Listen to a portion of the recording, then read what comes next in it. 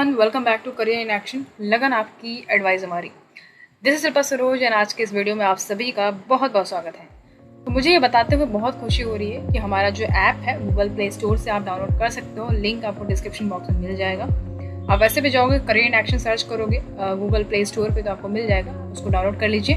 ठीक है, क्योंकि क्लासेस जो है झारखंड माई इंस्पेक्टर की, ठीक है, वो कब से शुरू हो रही है? 1 जुलाई से। ठीक, आपने देख लिया होगा प्रोमो वीडियो, और उसमें जो है 1 जुलाई से क्लासेस स्टार्ट होंगी। 2 मंथ का कोर्स है, बता दूं मैं आपको, 2 मंथ का कोर्स है। ठीक है, इसको कंप्लीट करवाया जाएगा आपका पेपर 1 पेपर 2। ठीक है, तो यहाँ आज के इस वीडियो में क्या है, कुछ स्पेशल है क्या?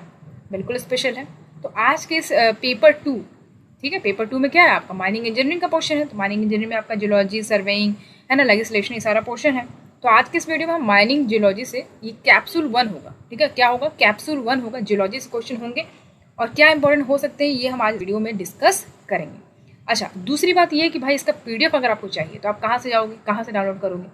तो पहला तो आप, ठीक है, पहली बात तो ये कि आप ये जो मटेरियल है, ये जो पीडीएफ है, आप ऐप में डाउनलोड कर सकते हो। अगर आपने ऐप डाउनलोड नहीं करा है तो आप जो है टेलीग्राम पे जाएंगे। टेलीग्राम पे जो है आपको करियर इन एक्शन 99 सर्च करना है और आपको हमारा चैनल मिल जाएगा। वहाँ से जो है आप इसको डाउनलोड कर लीजिएगा। ठीक है, इतना समझ में आ गया? आगे बढ़े, इसी में पूरा माइंड कथा खत्म नहीं हो रहा। चलो आगे बढ़ो, देखो। ठीक है, तो कैप्सूल क्वेश्चंस है, एमसीक्यू बेस्ड होंगे, बेसिकली आपका ऑब्जेक्टिव टाइप का क्वेश्चन होगा, इसीलिए। तो चलो फिर सबसे पहला क्वेश्चन देखो। सबसे पहला क्वेश्चन है हमारा, on the basis of which content the igneous rocks are classified as acid rocks and basic rocks. तो यहाँ क्वेश्चन में कह रहा है कि किस कंटेंट के बेसिस पे हम ये जो इग्नियस रॉक्स होता है उसको क्लासिफाइड किया जाता है कि भाई ये एसिड रॉक्स है कि बेसिक रॉक्स है।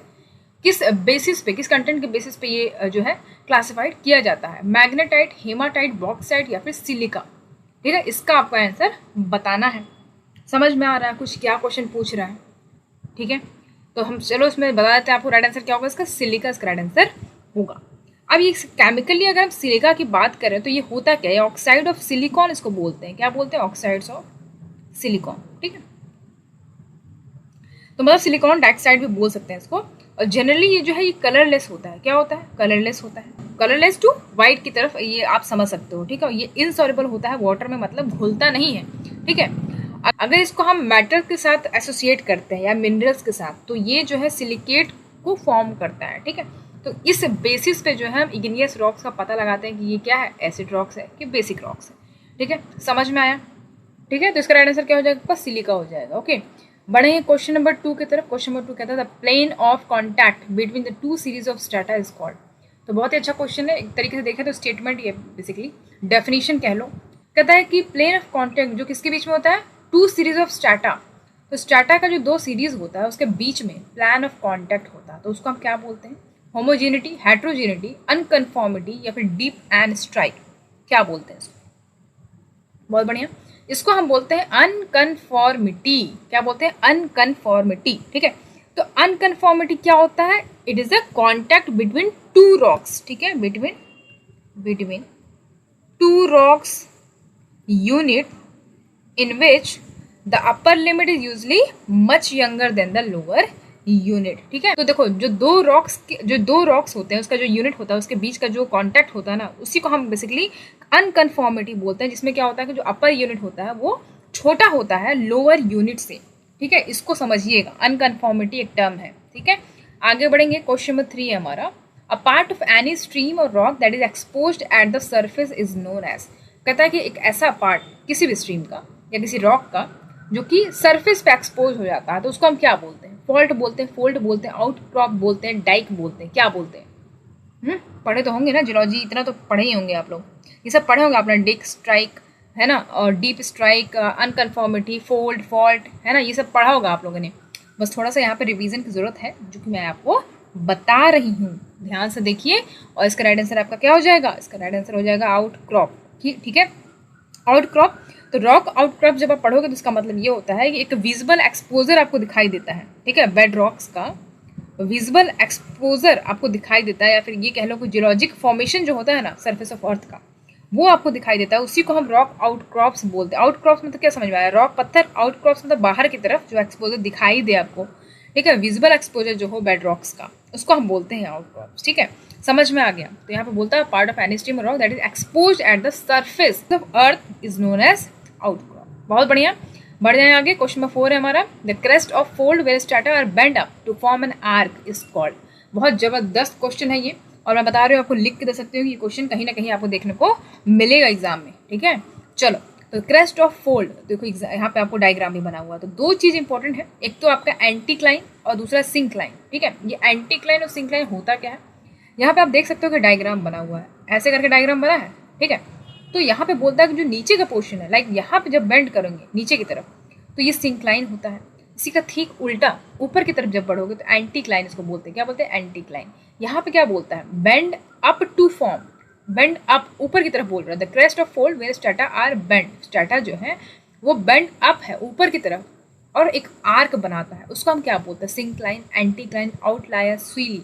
तो इसको तो मैंने आपको डायग्राम से समझा दिया, अब आपको समझ में आ गया होगा इसका राइट आंसर क्या होगा। क्या होगा जी? बहुत बढ़िया, दिमाग में आ गया, बत्ती जल गई, बहुत अच्छी बात है। जल गई तो नहीं जली है तो भी जला लो भाई, अब समय में है नहीं, जला लो।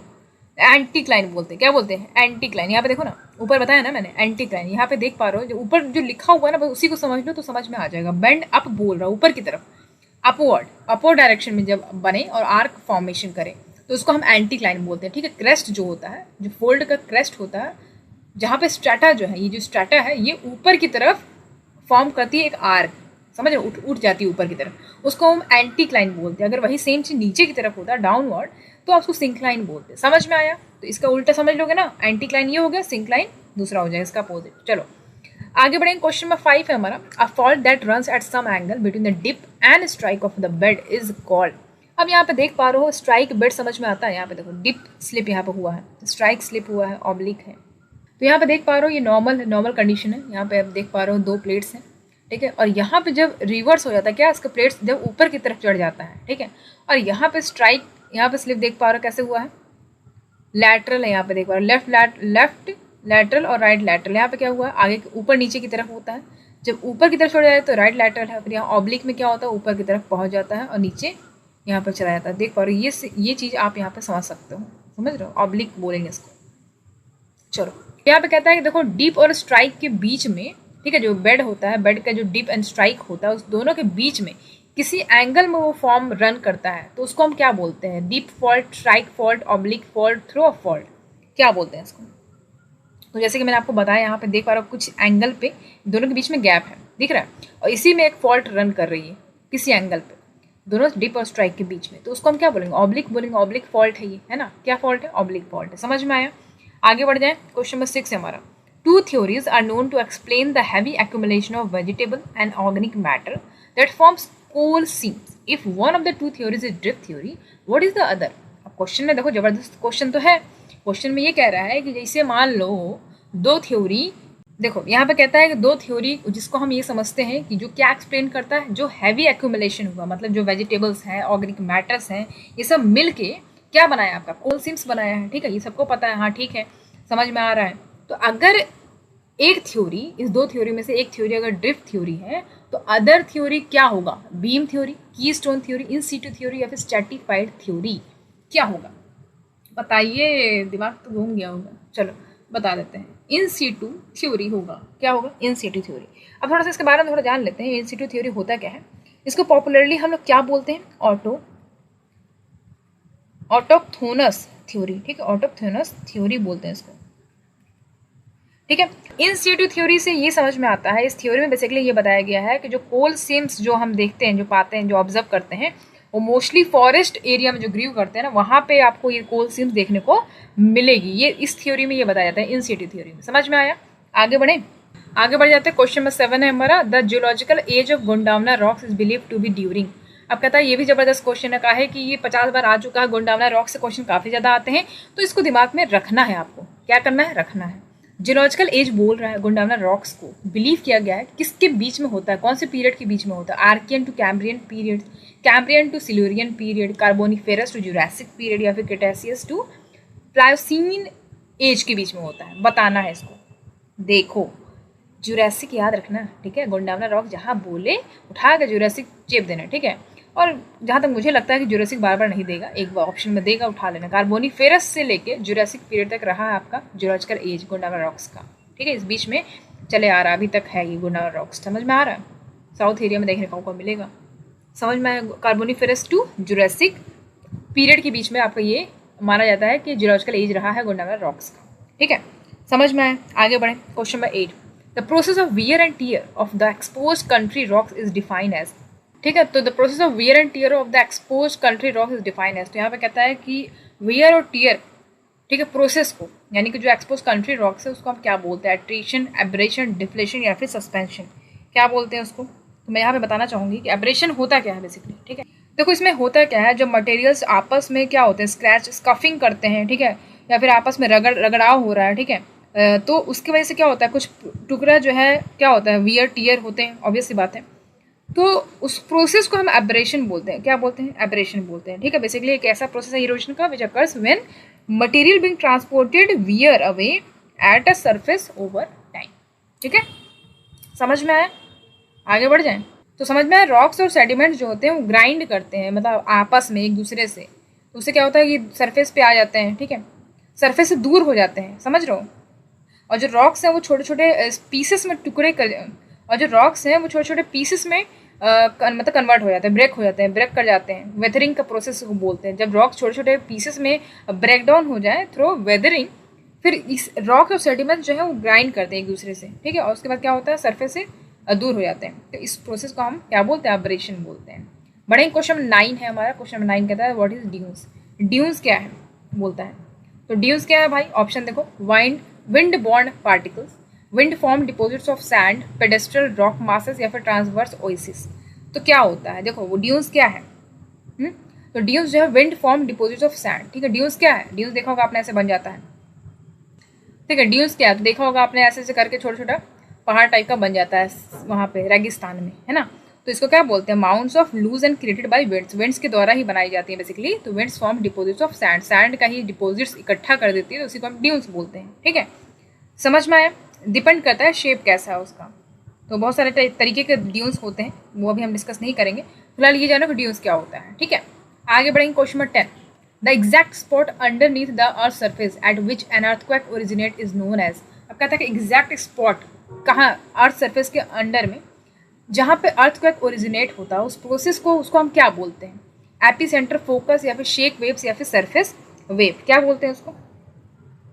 तो भाई देखो यहाँ पे अर्थ सरफेस, अर्थ है हमारा, ठीक है, बीच में क्या है? तो ये जो बीच का पोर्शन होता है इसको हम फोकस बोलते हैं। ठीक है, जहाँ पे अर्थक्वेक क्या होता है? ओरिजिनेट होता है। क्या होता है? ओरिजिनेट होता है। यहाँ पे बोलता है exact spot underneath the earth surface at which earthquake originate. अगर आपसे ये बोले कि एग्जैक्ट लोकेशन बताइए, एग्जैक्ट स्पॉट बताइए जहाँ पे अर्थक्वेक ओरिजिनेट होता है, तो आप फोकस याद रखिएगा, बीच का सेंटर पोजीशन फोकस है। ठीक है, अगर हम इसको ऐसे कर दें तो ये फोकस हो गया। और जब सरफेस पे बात करें हम यहाँ पे, तो यहाँ पे एपी सेंटर होता है। समझ में आया? एपी सेंटर कहाँ पे होता है? सेंटर पे होता है। समझ में आ गया? ठीक है, और फॉल्ट जो होता है वो कहाँ होता है? इसके जस्ट ठीक नीचे हिस्से पे फॉल्ट आपको देखने को मिलेगा। तो फोकस का राइट आंसर आपका हो जाएगा। ठीक है, आगे बढ़ जाए। चलो, हाँ एक चीज़ और कि अगर फोकस की बात करें तो place inside earth crust where an earthquake originate. बहुत बढ़िया। अगर एपिसेंटर बोले तो आपको क्या याद रखना है? The point on the earth surface directly above the focus. ठीक है, फोकस के जस्ट ऊपर जो लाइन है, यानी कि ये कह लो कि ऐसा पॉइंट अर्थ सरफेस का जो डायरेक्टली फोकस के ऊपर हो, उसको हम एपिसेंटर बोलेंगे। समझ में आ गया? आगे बढ़ जाए। देखो क्वेश्चन नंबर 11 क्या है। ठीक है, तो क्वेश्चन में 11 क्या कहता है? Where can folds be observe in southern part of India. तो क्वेश्चन में कह रहा है कि सदर्न पार्ट, जो भारत का सदर्न पार्ट है, वहाँ पे कहाँ पे फोल्ड्स आप देखने को मिलेगा, आपको ऑब्जर्व करने को मिलेगा? Vindhya region only, Satpura region, या फिर विंध्या सतपुरा दोनों में, या फिर ऑब्जर्व ही नहीं किया जाता सदर्न इंडिया में, ये कह रहा है ऑप्शन में। ठीक है, तो इसका राइट आंसर क्या हो जाएगा? देखो यहाँ पे बहुत ध्यान से समझो। तो इसका राइट आंसर जो है आपका क्या हो जाएगा? विंध्या एंड सतपुरा रेंजेस हो जाएगा। क्यों हो जाएगा? तो यहाँ पे समझो, अगर हम पेनिनसुलर माउंटेन की बात करें तो सिर्फ विंध्या और सतपुरा रेंज ही ऐसा है जो फोल्ड्स बनाते हैं प्रोमिनेंट मैनर में। ठीक है, तो सतपुरा और विंध्या रेंजेस ही ऐसे रेंजेस हैं या फिर पेनिनसुलर माउंटेन हैं जो क्या बनाते हैं? फोल्ड्स बनाते हैं। ठीक है, और वो भी प्रोमिनेंट मैनर में। समझ में आया? आगे बढ़ जाएं। Question number 12, which is the type of folds with a similar degree of folding for indefinite depth. तो यहाँ पे कहता है कि किस टाइप का फोल्ड में आपको सिमिलर डिग्री ऑफ फोल्डिंग देखने को मिलेगी जो इनडेफिनिट डेप्थ पे, मतलब इतना गहराई उसका इनडेफिनिट डेप्थ पे हो। कंसेंट्रिक फोल्ड, सिमिलर फोल्ड, या कंजुगेट फोल्ड, या फिर यूनिफॉर्म फोल्ड। क्या होगा इसका राइट आंसर? ठीक है, तो यहाँ पे देखो समझो कि जो आपका सिमिलर फोल्ड होता है ना, यहाँ पे देख सम लिखा भी है similar degree of folding for indefinite depth, तो कुछ चीज़ें यहाँ से भी समझना, ठीक है। तो इसमें सिमिलर डिग्री ऑफ फोल्डिंग की अगर हम बात करते हैं तो सिमिलर फोल्ड जो है इसका राइट आंसर आपका हो जाएगा। यहाँ पे देखो सिमिलर फोल्ड जो ऐसा फोल्ड होता है जहाँ पे जो डिग्री ऑफ फोल्डिंग है ना उसको ऑब्जर्व किया जाता है, जो कि सिमिलर मैनर में होता है और इनडेफिनिट डेप्थ पे होता है, उतना गहराई पे, मतलब कोई डेफिनेट गहराई नहीं है उसका, मतलब इनडेफिनिट इनफिनाइट कह लो, ठीक है। सिमिलर फोल्ड आपको देखने को मिलेगा यहाँ पर। तो सिमिलर फोल्ड सिमिलर डिग्री में जो फोल्डिंग दिखने को मिले आपको, ऐसा फोल्ड है ना। क्वेश्चन नंबर 13 है gentle folds have fold angle between. अब कहता है जो जेंटल फोल्ड्स होते हैं, ठीक है, तो उनका जो फोल्ड एंगल होता है वो कितने कितने के बीच में होता है, मतलब 10 डिग्री से 90 डिग्री या फिर 90 डिग्री से 170 डिग्री, 170 डिग्री से 180 डिग्री, या फिर they don't belong to this type, तो ये तो होगा नहीं। यहाँ पे देखो जब आपसे जेंटल फोल्ड्स की बात कर रहे हैं, जेंटल मतलब हाँ जेंटल मैन वैसा वाला जेंटल सभ्य टाइप का, तो कहते हैं जो जेंटल फोल्ड्स होते हैं ना वो फोल्ड एंगल कितने के बीच में होता है, तो मैं आपको यहाँ पे बता रही हूँ, याद रखना 170 डिग्री से लेके 180 डिग्री, ठीक है, जो सबसे लास्ट में आपका ऑप्शन देगा। तो जेंटल फोल्ड जो होता है उसका फोल्ड एंगल कितने के बीच में होता है, 170 डिग्री से 180 डिग्री, ठीक है। अगर आपको फोल्ड्स को क्लासीफाई करना है आपको फोल्ड एंगल के बेसिस पे, तो ये समझना हमें समझना चाहिए कि जो फोल्ड होता है ना उसको जेंटल फोल्ड हम तब कहते हैं जब फोल्ड एंगल किसके बीच में हो, 170 डिग्री से 180 डिग्री के बीच में हो, तब उसको हम जेंटल फोल्ड कंसिडर करेंगे। समझ में आया। क्वेश्चन 14 है the fold which is associated with the formation of mountain is. कहता है कि एक ऐसा फोल्ड जो किससे एसोसिएटेड है, फॉर्मेशन ऑफ माउंटेन से एसोसिएटेड है, उस फोल्ड को हम क्या कहते हैं। बहुत ही जबरदस्त क्वेश्चन है और ये आपको देखने को मिल जाएगा। जी एंटीक्लाइन, जियो सिंक्लाइन, होमोक्लाइन या फिर बेसिन, क्या बोलते हैं इसको। देखो जब भी आपको फॉर्मेशन ऑफ माउंटेन बोले ना, फॉर्मेशन ऑफ माउंटेन, ये माउंटेन हो गया आपका, नदी बह रहा है, बढ़िया बहुत बढ़िया, हाँ हाँ बस यही वाला माउंटेन की बात कर रहे हैं, ठीक है। तो फॉर्मेशन ऑफ माउंटेन की अगर बात करें कि ऐसा फोल्ड जो किससे एसोसिएटेड है, कि उस मतलब ऐसा फोल्ड से फॉर्मेशन बना है, मतलब माउंटेन का फॉर्मेशन हुआ है, तो उसको हम जियो सिंक्लाइन, होमोक्लाइन, बेसिन क्या बोलते हैं। तो मैं बता दूं उसको हम लोग बोलते हैं जियो सिंक्लाइन, ठीक है, जियो सिंक्लाइन बोलते हैं। समझ में आ गया। जियो जियो मतलब क्या होता है, पृथ्वी से रिलेटेड है, तो इसलिए माउंटेन्स का फॉर्मेशन हो रहा है, जियो सिंक्लाइन इसका राइट आंसर आपका हो जाएगा। आगे बढ़ जाए। अगर हम जियो सिंक्लाइन की बात करें तो बहुत लंबे होते हैं, नैरो ट्रफ होता है, नैरो बेसिन होता है, जो कि फॉर्म किए जाते हैं, मतलब सिंक कर जाते हैं, ये अर्थ क्रस्ट में सिंक कर जाते हैं, क्योंकि इनका जो वेट होता है बहुत ज़्यादा हैवी होता है, अपने वेटों को नहीं संभाल पाते हैं और सिंक कर जाते हैं अर्थ क्रस्ट में, तो इस तरीके से फिर पूरा पहाड़ बन जाता है। समझ लो फॉर्मेशन होता है माउंटेन्स का। चलो आगे क्वेश्चन नंबर 15 है the anticline signifying larger bending are called. यहाँ पे कहता है कि एंटीक्लाइन जो है उसको सिग्निफाई किया गया है कि लार्जर बेंडिंग्स होते हैं, तो उसको हम क्या बोलते हैं। गेरा एंटीक्लाइन, जियो सिंक्लाइन, गी एंटीक्लाइन, जी एंटीक्लाइन या फिर जियो एंटीक्लाइंस, क्या बोलेंगे इसको। बहुत ही जबरदस्त क्वेश्चन दे दिया, ऑप्शन तो और महान दे दिया, क्या होता है, ठीक है। तो यहाँ पे जब भी बोले कि ऐसा एंटीक्लाइन जो क्या सिग्निफाई करता है, लार्जर बेंडिंग, बेंड्स बहुत ज़्यादा करता हो, मतलब बेंडिंग जब ऐसी की बात हो रही है, ठीक है, फोल्ड्स है यहाँ पे, तो ये ऊपर की तरफ गया है तो इसको हम एंटीक्लाइन बोलते हैं। जब लार्जर बेंडिंग बोले तो इसको हम क्या बोलेंगे, इसको हम बोलेंगे जी एंटीक्लाइन। क्या बोलेंगे, जी एंटीक्लाइन आपका राइट आंसर हो जाएगा, ठीक है, geanticline. A large scale anticline, a large upward lift in the earth surface. समझ में आ गया, जी एंटीक्लाइन बोलेंगे इसको, बहुत बढ़िया। क्वेश्चन नंबर 16 है the folds caused due to the large drag effect. अब यहाँ पर ड्रैग बोल दिया तो ड्रैग तो ऑप्शन में, मतलब क्वेश्चन में पूछ लिया तो आंसर भी वही कहीं होगा, दिमाग तो लगा ही लोगे इतना। मोनोक्लाइन, होमोक्लाइन, बेसिन या फिर ड्रैग फोल्ड, उठा ले जाओ यहाँ ड्रैग पे लगा दो सीधे, वेयर डी ऑप्शन सही हो गया, ठीक है। ड्रैग फोल्ड्स बोलते हैं ऐसा फोल्ड जो किसकी वजह से होता है, ड्रैग इफेक्ट की वजह से होता है। मतलब अगर ऐसा कोई फोल्ड जिसमें आप समझ में आ रहा है आपको कि ड्रैगिंग हुई है, यहाँ पे खींचा हुआ है, ठीक है, खींचने का कोई इफेक्ट आपको दिख रहा है यहाँ पे, तो वो ड्रैग फोल्ड्स हो जाएगा, ठीक है। अब यहाँ पे ये समझो कि ड्रैग फोल्ड बोल रहा है तो हम इसको थोड़ा सा समझ लेते हैं ना ढंग से। तो देखो मतलब ये लार्जर फोल्ड्स में देखने को नहीं मिलेगा, शॉर्टर फोल्ड्स में ही देखने को मिलेगा ड्रैग इफेक्ट, तो उसको ड्रैग फोल्ड्स बोलते हैं, ठीक है। चलो question 17 folds characterised by well defined sharp hinge points are called. अब देखो यहाँ पे शार्प हिंज पॉइंट जहाँ बोल दे, समझ रहे हो, जहाँ पे शार्प हिंज पॉइंट बोल दे तो आपको क्या याद रखना है, चेवरॉन। यहाँ पे देखो conjugate folds, chevron folds, cuspate folds, cylindrical folds. मैंने आपको क्या बताया, जब भी शार्प हिंज पॉइंट बोले शार्प तो शेवरॉन फोर्स याद रखना है आपको, ठीक है। तो यहाँ पे शेवरॉन फोर्स आपका हो जाएगा राइट आंसर, ठीक है। तो एक ऐसा फोल्ड जिसमें आपको well defined sharp hinge point देखने को मिलेंगे उसको हम शेवरॉन फोर्स बोलेंगे। और ये मतलब बहुत शार्पली होते हैं, मतलब फोल्डेड रॉक्स फॉर्मेशन तो करते हैं और साथ ही साथ मतलब ये रेगुलर फोल्डेड बेड्स होते हैं जिसमें आपको स्ट्रेट लिम्स देखने को मिलेंगे और शार्प हिंजेस देखने को मिलेंगे, इस टाइप से होता है ये, ठीक है। शेवरॉन फोल्ड्स याद हो गया, शार्प हिंज पॉइंट याद रखिएगा। अच्छा, अब आया था क्वेश्चन नंबर 18 पे, folds with 2 hinges and 3 planar limbs are called. अब देखो मैंने ऊपर तो बता दिया शार्प हिंज पॉइंट, ठीक है, लेकिन यहाँ पे जब ज़्यादा दिमाग लगा रहा है, बोलता है 2 हिंज और 3 प्लानर लिम्स जब होता है तो उस फोल्ड्स को हम क्या बोलते हैं?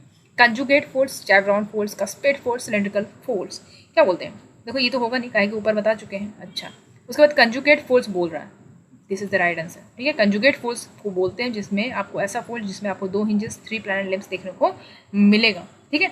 तो कंजुगेट फोल्ड्स क्या होता है? सेट ऑफ पेयर्ड, जो असिमेट्रिकल फोल्ड्स होते हैं, जो फोल्ड्स होते हैं उनका जो आपका एक्सिल प्लान होता है वो एक दूसरे की तरफ झुका हुआ होता है, डिप होता है, ठीक है, एक दूसरे की तरफ डिप होता है। समझ में आ रहा है कंजुगेट फोल्ड्स क्या होता है? आगे बढ़ जाते हैं। देखो क्वेश्चन नंबर 19 है, क्वेश्चन नंबर 19 कहता है कि folds which mostly occurs in group are based on, कहता है कि ऐसा फोल्ड जो बेसिकली आपको देखने को मिलेगा ग्रुप में, वो किसके ऊपर बेस्ड होता है? Profile of the fold surface, mode of occurrence, plunge या फिर रिलेटिव कर्वेचर।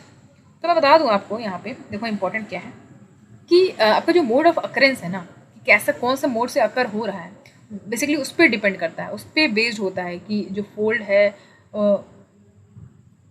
वो ग्रुप में अकर होगा कि नहीं, ठीक है। मोड ऑफ अकरेंस पे बेस्ड होता है बेसिकली, ठीक है। अब ये मोड ऑफ अकरेंस बात तो हम कर लिए, तो यहाँ पे ये भी समझो कि देखो जो फोल्ड्स होता है ना, जो बेसिकली मोड ऑफ अकरेंस पे बेस्ड होते हैं, तो रेयरली मतलब सिंगुलरली ही अकर होते हैं, क्योंकि बाकी सारा जो है ग्रुप में ही अकर होते हैं। ये समझ रहे हो, मतलब ऐसा फोल्ड जो मोड ऑफ अकरेंस पे बेस्ड होते हैं वो रेयरली ही सिंगुलर आपको देखने को मिलेगा कि हाँ अकर हो रहे हैं। ज़्यादातर आपको देखने को मिलेगा कि ग्रुप में ही अकर हो रहे हैं। ओके, चलो इसका right answer mode of occurrence. Question 20 last question है हमारा, which of the following is not a good reservoir rock for petroleum. कहता है कि एक ऐसा, मतलब इस चारों ऑप्शन में से, ठीक है, कौन सा नहीं है, क्या नहीं है, good reservoir rock for petroleum, मतलब गुड रिजर्वोयर रॉक्स नहीं है पेट्रोलियम के लिए, ठीक है। Limestone, sandstone, mudstone, reef bound stone, क्या होगा बताइए। अच्छा जी, तो इसका राइट आंसर आपका हो जाएगा, क्या हो जाएगा? रीफ बाउंड, एक मिनट, हाँ जी, हाँ, तो इसका राइट आंसर आपका क्या हो जाएगा? मडस्टोन। क्या हो जाएगा? मडस्टोन, ठीक है। कौन सा जो है गुड रिजर्वर रॉक नहीं है पेट्रोलियम के लिए? तो मडस्टोन नहीं है, ठीक है, गुड रिजर्वर नहीं है। लाइमस्टोन है, सैंडस्टोन है, रीफ बाउंड स्टोन भी है, लेकिन मडस्टोन नहीं है, ठीक है, इसको याद रखिएगा। It is not a good reservoir rocks for petroleum. Okay, समझ में आ गया? अच्छा, अब यहाँ पे देखो आज का क्वेश्चन, आज का हमारा सेट यहाँ पे खत्म होता है, कैप्सूल 1, और ये आपके लिए क्वेश्चन ऑफ द डे है, इसको तो बिल्कुल देना ही देना है। देखते हैं कौन कितना ज़्यादा होशियार है। ओके, क्वेश्चन नंबर 1 है हमारा, क्या है क्वेश्चन ऑफ द डे? 1 क्या मतलब एक ही क्वेश्चन दिया जाएगा आपको। In modern ocean the removal of dissolve silica is principally carried out by. कहता है कि मॉडर्न ओशियन की अगर हम बात करें तो जो डिजॉल्व सिलिका होता है ना, उसको अगर हमें रिमूव करना है, ठीक है, तो हम उसको कैसे करेंगे, मतलब किससे बाहर निकालेंगे, उसको रिमूव करेंगे डिजॉल्व सिलिका को? रेडियोलारिया के द्वारा, सिलिको फ्लैजिलेट्स के द्वारा, या फिर डाइटम्स, या फिर स्पॉन्जेस के द्वारा, ठीक है। इसका आंसर आपको कमेंट बॉक्स में कमेंट करके बताना है, ठीक है। लेट्स सी कि किसका आंसर सही होता है। बाकी आपको कैसा लगा हो आज का सेशन जरूर बताइएगा, और बाकी आपको आंसर की जो है यहाँ पे मिल जाएगा, फटाफट यहाँ पे देख लीजिए, ठीक है। ये आंसर की आपको मिल जाएगा, और ये आप डाउनलोड कर सकते हो ऐप पे भी जाके, हमारे गूगल प्ले स्टोर पे आप जाके हमारा ऐप डाउनलोड कर सकते हो, वहाँ से भी मिल जाएगा फ्री मटेरियल में। बाकी आपको टेलीग्राम को ज्वाइन कर लीजिए, टेलीग्राम पे डेली जो है मंडे टू फ्राइडे क्विज होते हैं, वो आप ज्वाइन कर लो और बहुत ही बेनिफिशियल होगा आपके लिए। बाकी आप वहाँ से भी पीडीएफ डाउनलोड कर सकते हो, ठीक है। तो चलो फिर आज का सेशन यहीं पे खत्म करते हैं, मिलेंगे आपसे अगले क्लास में, तब तक के लिए stay connected, stay tuned. Thank you so much for watching.